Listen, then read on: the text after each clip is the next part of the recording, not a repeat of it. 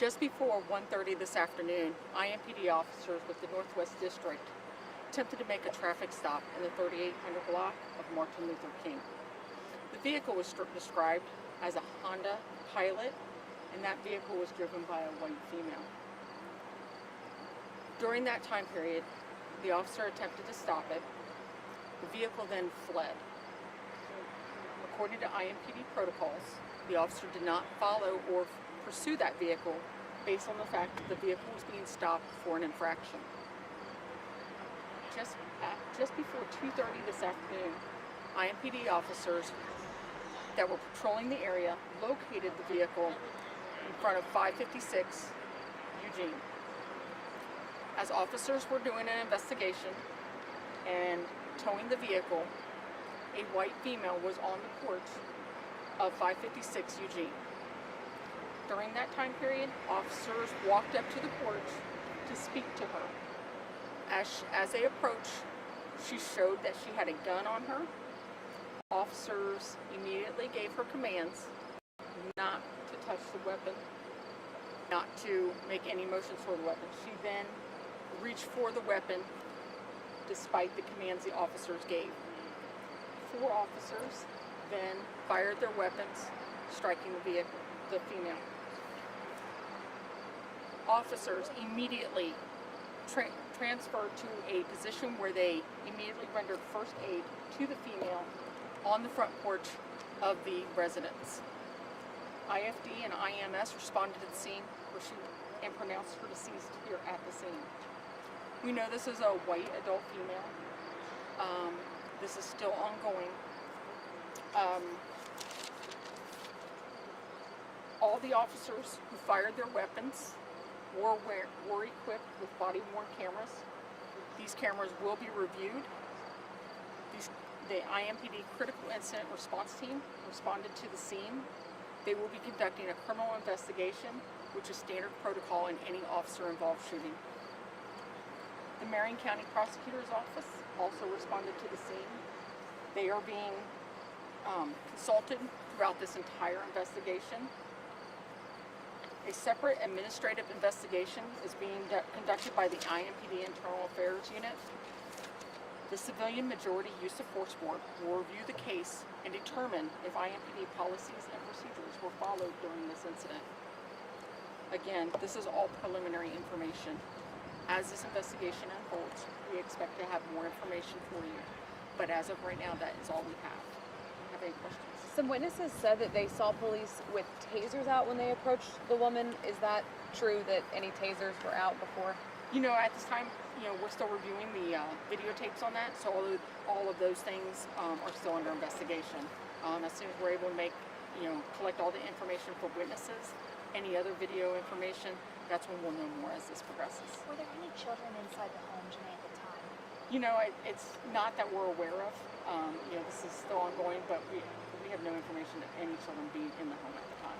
Some witnesses said that after the shooting happened, that they did see police go inside the home, like they were searching to see if anyone else was inside. Did police do a search of the home inside after? I am not sure if they did or not. However, I could see where officers could do that for a safety sweep. And that's just to make sure that there was nobody else in the home or residents, that may be hurt, harmed, and for their safety and everybody involved. And someone said that there was a school bus that was just doing the regular out dropping off kids when this happened. Can you give us any details of, was the school bus rerouted? Did the school bus go through during this time, or any information?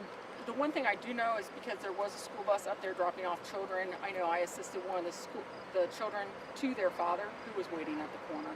We made sure that each one of the kids that may be in this neighborhood got safely home.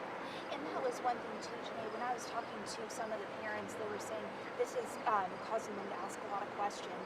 And what would you say as far as how parents could talk to their children about what's going on here? I think a lot of them just said they were scared, they had a ton of questions.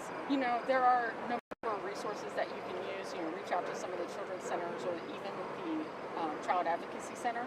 They give information out on how to speak to your children about different types of critical incidents. The other thing that you can talk about with your children is, one, be honest with them. Be upfront with them. Use words that they understand and not words that are above their comprehension level. When you're talking to children and knowing exactly what to do, you have to be honest. They can see right through you if you're not telling the truth. But give them warning, make them understand that if they do see something happen, please get out of the area, stay away from it. Go tell their mom, go tell their dad, go to safety first. Some people that were out here were upset because the woman did have a firearm on her, and they were saying that she was trying to tell police, hey, I have a gun, and that's when all of this happened. If someone has a gun in this situation, how do you tell police, hey, I have a firearm on me without, alarming police that you might hurt them? Just like that, what you're talking about, that's a great question. And what you have to do, keep your hands away from it and comply with officers. This person is very obvious at this time that she did not comply with the officers. She grabbed the gun and began to pull it out on the officers. Is it safe to assume that woman, that's her house? You know what? That's still under investigation because of the fact that we're still waiting for a confirmation on our identity to make sure that this is her residence and not somebody else's. And it's also safe to assume that this is the same woman who police initially moved. We don't assume anything until we prove different things. And right now, that is still under investigation as the detectives are able to speak to officers involved in that, and be able to talk to the officer that was involved in the first incident, and whether or not that same officer was here at the second incident is still under investigation. One more. But that is the vehicle. We believe so. And Janae, if you could just give us a little bit more too on community and officer relationships. People out here who just, we're supposed to trust the police, of course, and then an officer involved shooting. So can you just talk to that?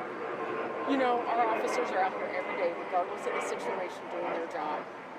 Regardless of when people will talk bad to us or talk good to us, we're here regardless. We understand that the safety concerns, but look at it. Our officers are here. We're doing our job.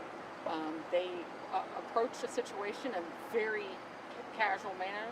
It was confronted by a person with a gun who wished to pull it and not listen to any information. Thank you. Are you guys any more updates at the scene tonight? Okay. Thank you. Thank you.